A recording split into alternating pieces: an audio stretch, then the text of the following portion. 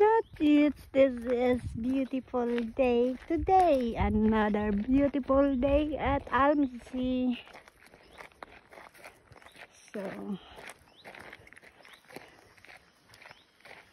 it's beautiful sunset. This is my tweet.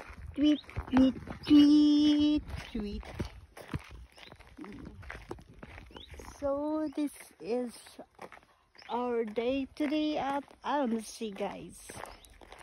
So we're going back to the park lots, and then we're gonna go to grocery.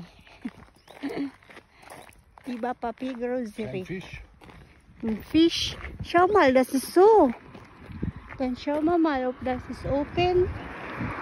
And we will